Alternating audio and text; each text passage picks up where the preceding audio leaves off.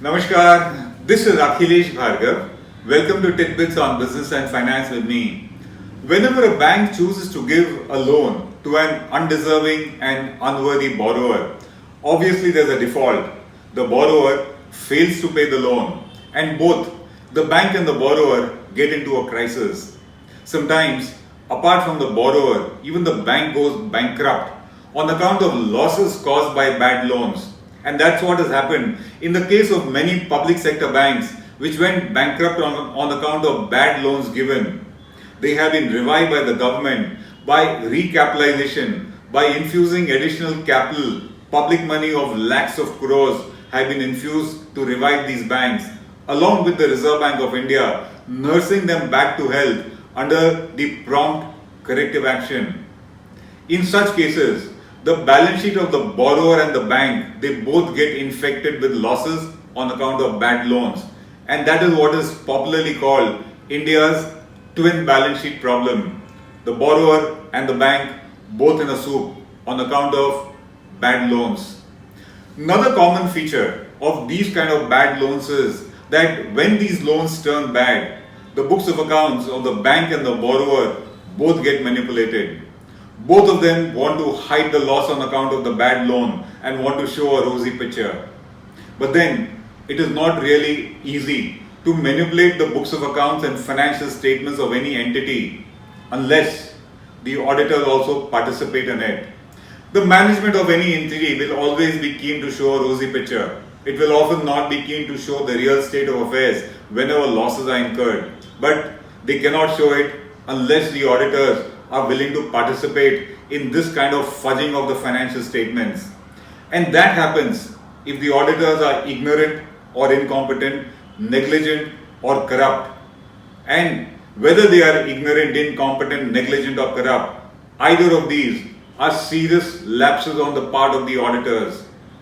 The entire saga of the NPAs of India, 15 lakh crores and counting, is on account of this manipulation of books of accounts of banks as well as the borrowers.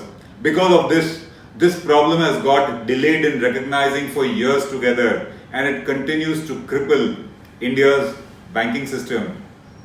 The ongoing investigations of various agencies like the SFIO, Reserve Bank of India, SEBI, Ministry of Corporate Affairs, etc., in banks like Yes Bank, Axis Bank, ICICI, etc., and also in the case of the big giant bankrupted NBFC, ILFS, all of these show that there has been participation and connivance of the auditors in the giant scams, frauds or manipulation of financial statements that took place.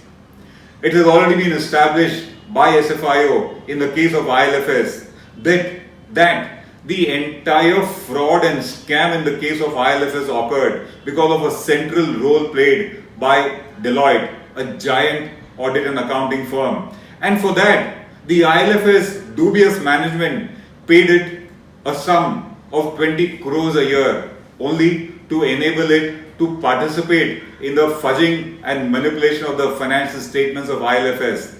That was the ILFS story, and as we had considered earlier, the auditors of ILFS, Deloitte and KPMG, have both been named by the SFIO in the charge sheet that they have filed, saying that they participated in this entire manipulation by virtue of not stating the true state of affairs and giving a clean chit.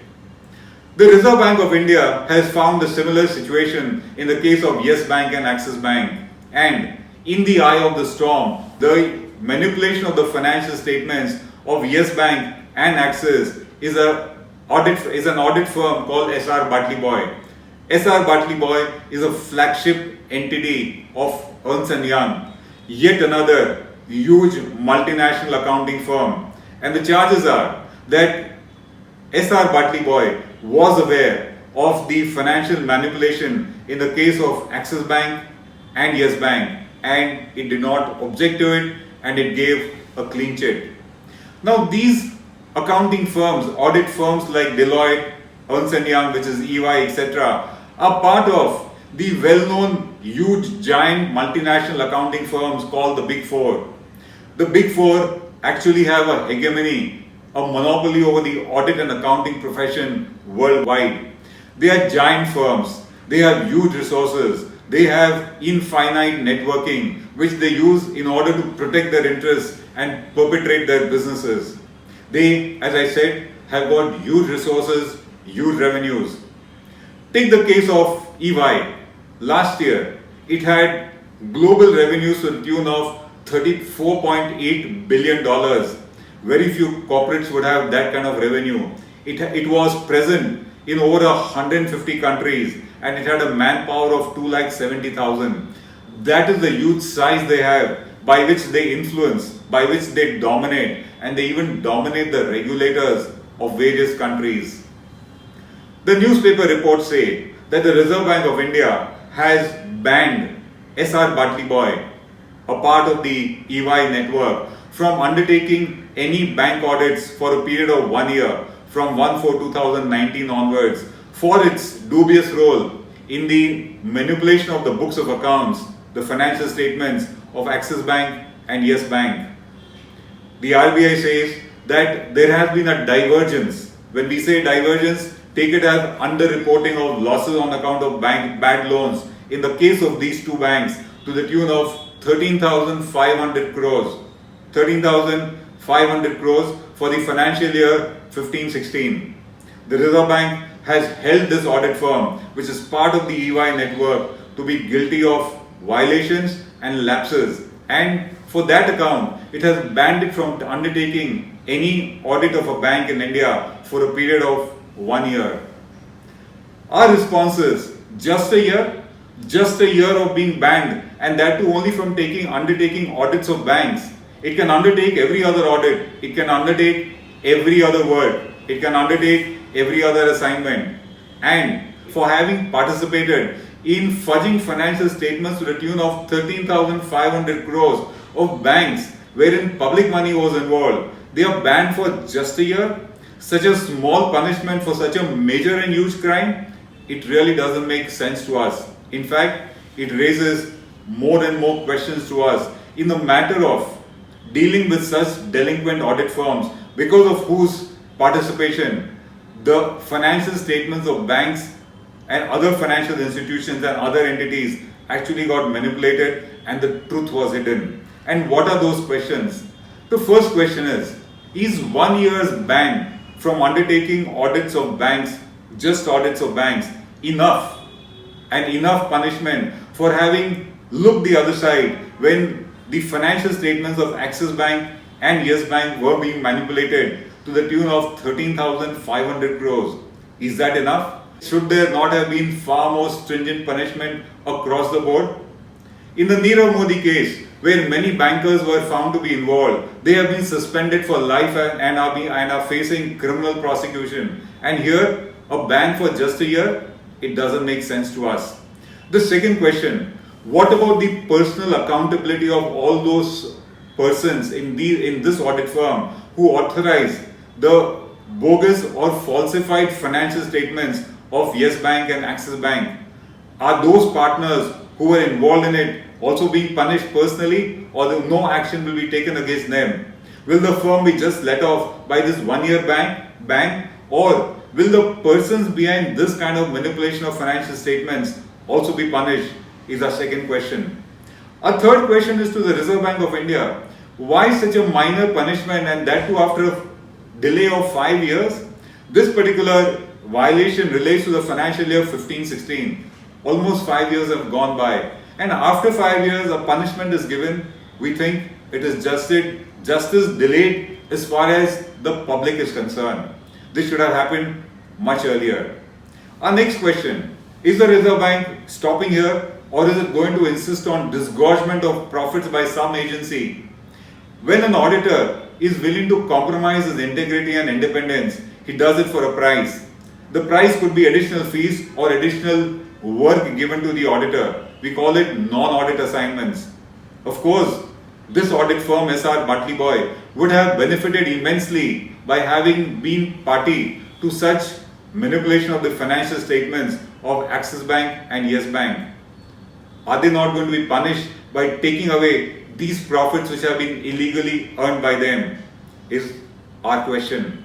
The other is, we hope that other agencies like the Institute of Chartered Accountants, SEBI, SFIO, etc. will also initiate parallel inquiries against this audit firm and punish it for this serious lapse on its part. And finally, our last question is, will the criminal agencies like CBI, etc. also swing into action and sufficiently penalize and prosecute the persons behind this kind of manipulation and fudging of financial statements of banks? To us, a ban of 1 year is too little. It is not even commensurate with the kind of lapse violation that was committed by this audit firm, and further action needs to be taken. And if it is not taken, it would be only proof of the fact that these big four, these large multinational accounting firms are above the law as far as India is concerned. To us, for manipulating financial statements to the tune of 13,500 crores, 1 year's ban is a joke on the investing public and on the overall legal system of India. This is Akhilesh Bhargava signing off till we meet again. Namaskar.